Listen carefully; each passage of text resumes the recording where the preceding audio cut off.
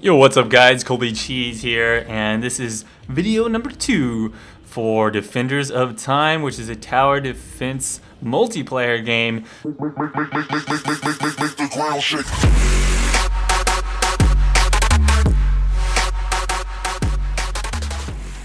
So last video I showed off the co-op mode, and now we are actually taking a look at the competitive versus style of the game. And in this one, essentially you're going to be playing, well, I'm just doing a 1v1 right now, but you can go all the way up 2v2, 3v3, or even 4v4, which is pretty ridiculous.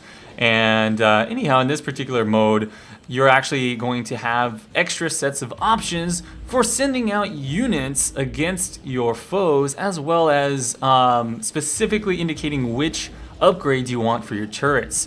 Now, you'll notice the little thing at the bottom, so I can use this slider here to actually send out more units, or I can send out less but stronger versions. Eventually, I can upgrade and get flying units to come out.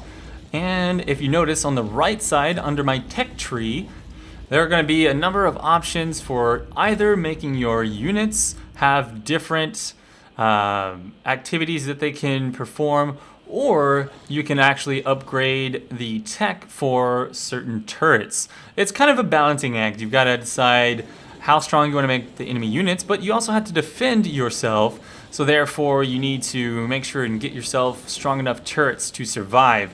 So I've been using the ones that actually split themselves up when they are destroyed. Although I notice a lot of people are using the faster units, so that might be a good option too. Of course, the game did just release, so I don't know how well balanced everything is. I haven't played the game long enough. I'm not actually that great at it. This particular map I'm doing a little bit better on because it's more of my, I guess my style or my expertise of actually, creating paths for yourself rather than worrying about the terrain so much. So in this particular mode, I've upgraded most of my turrets. I'm trying to get out tons of the red ones, which have long range and they cause splash damage. I've got a good, a good spread of slowing turrets as well. So later on down, you'll see the tech tree points that you start earning. Obviously, it costs more and more down the line. In this match here, I've upgraded my units to be much more armored. Therefore, he's going to have to hit them more often, and the slider at the bottom I've moved up a little bit more to stronger units rather than more units.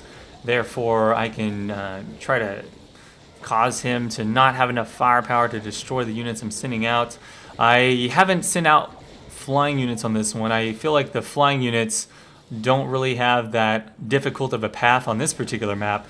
Now, it's going to be important here pretty soon, especially at wave 12 here that I'm on, that I go and upgrade to the tier 3 on some of my turrets. So I believe I do that with the purple turrets. I probably should have done it on the red because I have so many red turrets, but I kind of want to just see what the purple one does. I'm still really new at the game, and I haven't learned the best uses of each individual turret. All I know is that I need some AoE and I need some slowing, and that's pretty much what I've got down. There are some other turrets that detect stealth. As you can see on there, there's a little eyeball icon, so I could send out stealth units if I wanted to. You notice around this point, it looks like a lot of the enemies are getting through. He's got 18 health points left. I've actually let 4 leak so far, and so I feel like I'm doing pretty well.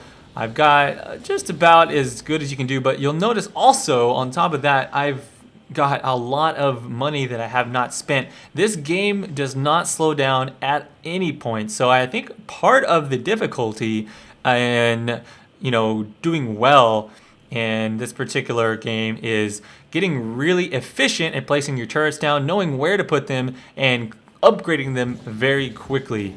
But that's kind of the notion that I'm getting from it, and that's more so that they wanted to not only make it difficult to strategize which turrets to put down and where to put them down, but to have that high APM that you may hear about from playing different RTS games and things like that. I didn't do so well on this particular map. I have no idea the best strategy for laying down the turrets. As you can see, there are 5 different paths for the ground units, and when you open up the air units, it gets even crazier. So this is a little bit ridiculous.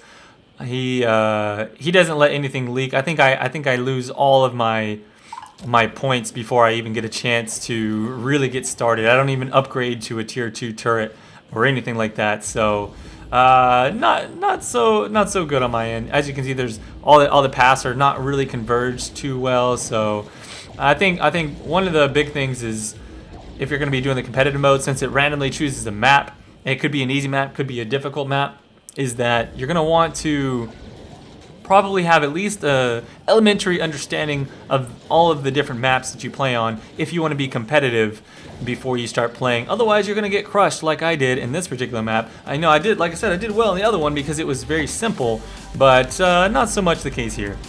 In any case, if you guys enjoy the game and what you've seen so far, be sure to check it out on the Steam page, which I've linked down below. Otherwise, thank you for watching, and you guys have a wonderful rest of your week. I'm Kobe Cheese. Peace out, bros.